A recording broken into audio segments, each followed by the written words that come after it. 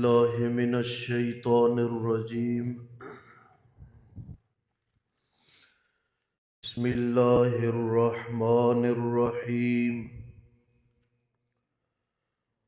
قل من حرم زينة الله التي أخرج لعباده والطيبات من الرزق قل هي للذين آمنوا في الحياة الدنيا خالصة يوم القيامة كذلك نفصل الآيات لقوم يعلمون. قل فرما دیجئے من حرم، کس نے حرام کیا، زینت اللہ، اللہ تعالی کی زینت کو، یعنی اللہ کی طرف سے عطا کردہ زینت کو، التی اخرجہ، وہ زینت جو نکالی ہے اس نے اپنے بندوں کے لیے، اور کس نے حرام کیا ہے کھانے کی ان پاکیزہ چیزوں کو. قل فرما دیجئے ہی للذین آمنوا، یہ تمام نعمتیں ایمان والوں کے لیے ہیں، فی الحیات الدنیا، دنیا کی زندگی میں، خالصتاً، اور خالص ہوں گی ایمان والوں کے لیے قیامت والے دن، کذالک، یوں ہی، نفصل الآیات، تفصیل سے بیان کرتے رہتے ہیں ہم نشان، لقوم یعلمون، علم رکھنے والی قوم کے لیے. قرآن پاک کی اس آیت میں ہمارے معاشرے ایک ناپسندیدہ عمل اور معاملے کی اصلاح فرمائی گئی. وہ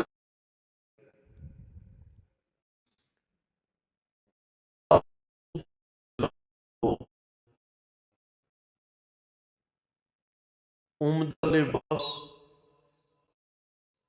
مناسب رہن سہن،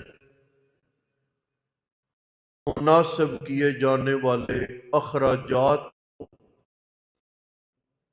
بڑی بری نگاہ دیکھتے ہیں.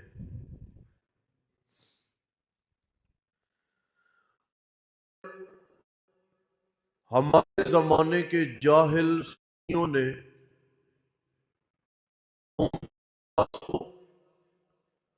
مناسب کھانے کو اور مناسب رہن سہن کو دین کے خلاف قرار دیا ہوا ہے، اور ہمارے زمانے کے جاہل صوفیوں نے بوسیدہ کپڑے پہننا، گرد و غبار میں رہنا، لوگوں سے کنارہ کش رہنا، پہاڑوں جنگلات میں رہنا، اپنے لیے اسے عبادت سمجھا، حالانکہ یہ سب چیزیں غلط، بیہودہ اور نامناسب ہیں. سن رہے ہو؟ امر اول یہ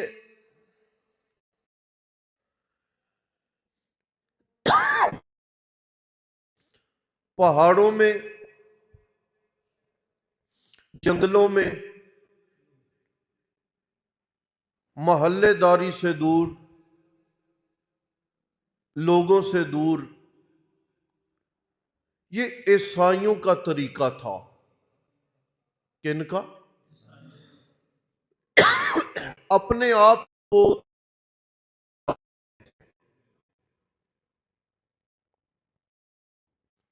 کہ ہم دنیا سے کنارہ کش ہیں، نہ انہیں نکاح کی فکر، نہ انہیں لوگوں سے میل جول کی فکر، نہ لوگوں کے درمیان انہیں رہن سہن کی فکر۔ نبی پاک علیہ السلام نے فرمایا لا رہبانیت فی الاسلام، یہ جو عیسائیوں والی ترک دنیا ہے نا، مذہب اسلام کا اس کے ساتھ کوئی تعلق۔ آپ سنیں غور سے، کیا مطلب؟ مطلب یہ کہ ایک آدمی دنیا سے کنارہ کش ہو گیا، صبح سے شام تک کسی سے میل جول نہیں، کسی سے ذرہ برابر برتاؤ نہیں، اولاد نہیں، رشتہ دار نہیں، بیوی نہیں، ماں باپ کے پاس رہنا نہیں، گھر داری نہیں، محلہ نہیں۔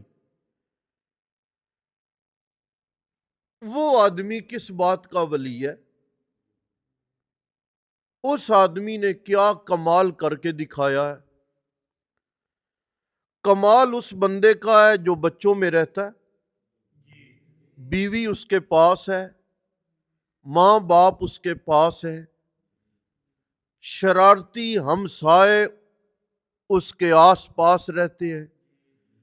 گلی محلے میں اس کا چلنا ہے، رات کو بیوی بچوں میں سو کے نماز تہجد کے لیے اٹھتا ہے، فجر کی نماز کے لیے اٹھتا ہے، دن بھر تجارت کرتا ہے، ظہر کی نماز با جماعت پڑھتا ہے، ہمسایوں کی ناپسندیدہ باتوں کو برداشت کرتا ہے، بازار میں نکلتا ہے نظریں جھکا کے نکلتا ہے، گلی محلے میں جاتا ہے، کسی کو نقصان نہیں پہنچاتا، لڑنے والوں کی صلح کرواتا ہے، بد اخلاق کا جواب عمدہ زبان سے دیتا ہے۔ اصل ولی ہے یہ، سن رہے ہو؟ اصل ولی ہے یہ۔ اس نے کمایا بھی، بچوں پہ لگایا، رشتہ داروں پہ لگایا، مریض کی عیادت کی، جہاد پہ پیسہ لگایا، مستحقین پہ پیسہ لگایا، زکوٰۃ دی۔ او بابا، بند جھگی میں جنگل میں تنے تنہا بندے نے کیا گناہ کرنا ہے؟ سمجھ رہے ہو؟ اس نے گالی دینی کس کو ہے؟ اس کا ہمسایہ ہی نہیں، اس نے برداشت کسے کرنا ہے؟ لہذا اسلام نے آ کے یہ کہا کہ اسلام چھپانے والا دین نہیں، یہ جنگلوں کا دین نہیں، یہ غاروں کا دین نہیں، یہ سرنگوں کا دین نہیں، یہ اقوام عالم کے لیے بین الاقوامی قیامت تک کے لیے جدید ترین مذہب ہے، اور اس مذہب کا سر اتنا بلند ہے، اسے جھکی میں چھپ کر رہنے کی ضرورت نہیں۔ یہ مزدور سے لے کے فرما روا تک ہر کسی کے لیے معیار ہے، لہٰذا جب معیار ہے نا تو یہ کھلے عام بازار میں کھڑا ہے، قیامت تک کے لیے اسے کوئی اور مذہب چیلنج نہیں کر سکتا۔ پہلی بات یہ۔ دوسری بات وہ یہ، کل من حرم زینت اللہ، اللہ نے یہ جو زیب و زینت، ستھرا مکان، ستھرا لباس، ستھرا کھانا، یہ جو اللہ تعالیٰ نے تمہیں آرام کی چیزیں عنایت فرمائی ہیں نا، کون ہے انہیں حرام کر سکتا؟ جو اللہ نے تمہیں دی ہے، اللہ کی دی ہوئی حلال شے میں، اللہ کے دیے ہوئے پاکیزہ رزق میں کون سا بڑا آدمی ہے جو اسے فتویٰ لگا کے رب کے حلال کو حرام بنانے میں لگ جائے، نہ، اللہ نے حلال کی اور اپنے بندوں کے لیے، اور اپنے بندوں میں بھی کن کے لیے؟ قل فرما دے میرے نبی، ہی للذین آمنوا فی الحیات الدنیا، دنیا کی زندگی میں ایمان والوں کو یہ نعمتیں نصیب ہیں، اور کچھ نہ کچھ یہ کافروں کو بھی نصیب ہے،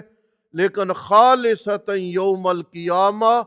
قیامت والے دن یہ نعمتیں صرف ایمان والوں کو نصیب ہوں گی۔ دنیا میں تو ظاہری بات ہے وہ کافروں کا بھی رب ہے نا، پہننے کے لیے، کھانے کے لیے انہیں بھی دے رہا، لیکن اصل میں یہ نعمتیں ہیں ایمان والوں کے لیے۔ آپ یاد رکھیں، ستھرا لباس پہننا، لباس کے آداب کا لحاظ رکھا جائے جی، ایسے نہ ہو کہ دستور کے خلاف ہو، شریعت کے خلاف ہو، سطر بھی اس سے نہ چھپے، اتنا چست ہو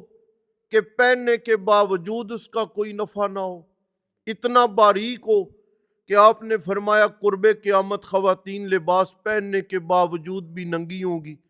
جب ایسے حالات ہو جائیں تو سمجھو قیامت قریب آ گئی ہے۔ ایسا نہ ہو نا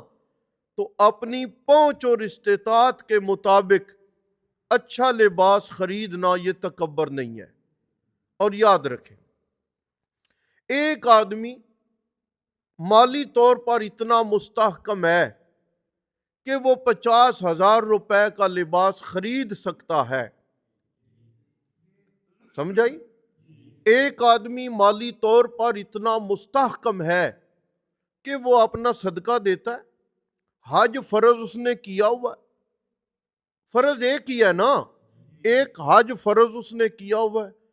فرض زکوٰۃ کی ادائیگی اپنی کرتا ہے، جو اس کے حق حقوق ہے مالی وہ انہیں ادا کرتا ہے، تکبر نہیں کرتا، اور وہ اپنے مال میں سے 50,000 کا لباس خریدنے کی طاقت رکھتا ہے، اس نے 40,000 روپے کا لباس لے لیا تو یہ تکبر نہیں ہے۔ اور دوسرا آدمی 3,000 روپے کے لباس کی طاقت رکھتا ہے اور اس نے اپنی بڑھوتری کے لیے قرض اٹھا کے 10,000 کا لباس لیا تو یہ تکبر ہے۔ بات سمجھے آپ؟ ایک آدمی مالی طور پر مستحکم ہے، اللہ تعالیٰ نے اسے مالی فراخی عنایت کر دی ہوئی ہے، اور وہ اپنے زمانے کی عمدہ سواری خریدتا ہے، اس کے پاس سرمایہ ہے اور اپنے مالی حق حقوق وہ ادا کرتا ہے، تو عمدہ گاڑی لینا، آپ اسے کہہ دیں، یہ بعض لوگوں میں آج یہ ہمارے ہاں ایک نیا فتنہ جنم لے رہا ہے جی، بندہ عمرہ کرنے پہ لیے جائے نا جی، حج کرنے کے لیے جائے، بندہ دوسری تیسری بار عمرے پہ چلا جائے، بندہ جو قربانیاں 2 یا 3 قربانیاں کر لے، ہمارے ہاں کیا کہتے ہیں، وہ دیکھو جی 3 قربانیاں کرن دی کی لوڑ سی، عمرہ تو کر لیا اس نے، ایک قربانی سے کام چل جاتا تھا، اور دوسری قربانی کے پیسے فلانے غریب کو دے دیتا تو پھر کیا تھا، وہ دیکھو جی یہ دکھلاوے کی قربانی ہے۔ کسی بدمعاش نے آج تک یہ نہیں کہا کہ فلانے بندے تیرا 10,000 کے موبائل سے کام چلتا تھا، تو نے 5 لاکھ کا آئی فون لے لیا ہے، تو 10,000 کا لیتا نا، 4,90,000 غریبوں کو تقسیم کرتا۔ آئی فون کی باری آئی ہے، کوئی بدمعاش آدمی نہیں بولا، قربانی کی باری آئی ہے نا تو سارے میڈیا پہ بات اٹھ گئی ہے، او جی دوسری قربانی کی کیا ضرورت تھی، ہے کہ نہیں ہے؟ نہیں سن رہے آپ؟ ایسا ہے نا، یہ ایک فتنہ ہے۔ اگر کسی آدمی نے قربانی سنت ہے نا جی، کسی آدمی نے کر لی ہے، اسے کرنے دے، یہ جو ضروری حق حقوق ہیں بندے کے، ان کو ادا کرنے کے بعد اگر کوئی آدمی اپنی دنیاوی سہولیات کے لیے بہتر سے بہتر چیز کا استعمال کر رہا ہے تو یقین جانے اسلام کے خلاف نہیں ہے، نہ ہی اسلام نے وہ سکے اٹھاتے دوسرے ہاتھ پہ پھینکتے، پھر دوسرے سے اٹھاتے پہلے ہاتھ پہ پھینکتے۔ گود بری تھی، آپ علیہ السلام تنگ دستی کا عالم تھا، مجاہدین کے لیے گھوڑے، اونٹ، بما ساز و سامان دینے کے بعد جب اتنے پیسے دیے نا، آپ نے فرمایا آج کے بعد عثمان سے کوئی بھی غلطی ہو جائے نا، اللہ عثمان سے پھر بھی راضی ہو گیا۔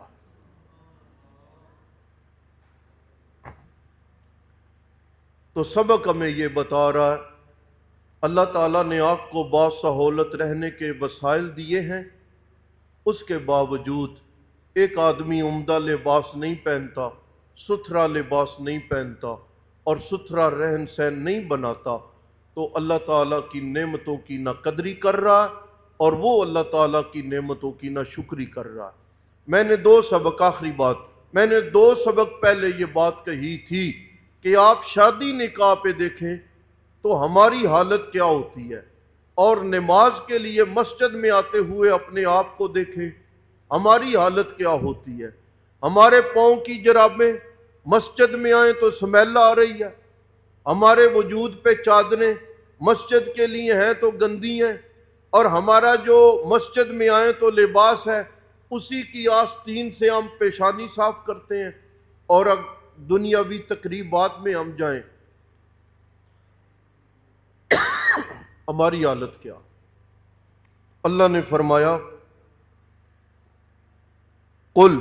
کہہ دیجئے، من حرم کس نے حرام کیا زینت اللہ، اللہ تعالیٰ کی زیب و زینت جو اللہ نے عطا کی ہے، التی اخرجا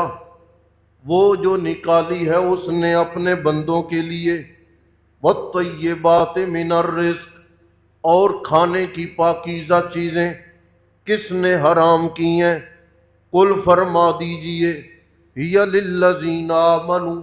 وہ ایمان والوں کے لیے ہیں، فی الحیات الدنیا دنیا کی زندگی میں، خالصۃ یوم القیامہ اور خالص ہیں ایمان والوں کے لیے قیامت والے دن، کذالک نفصل الآیات یوں ہی کھول کھول کر بیان کرتے ہیں ہم نشانیاں، لقوم یعلمون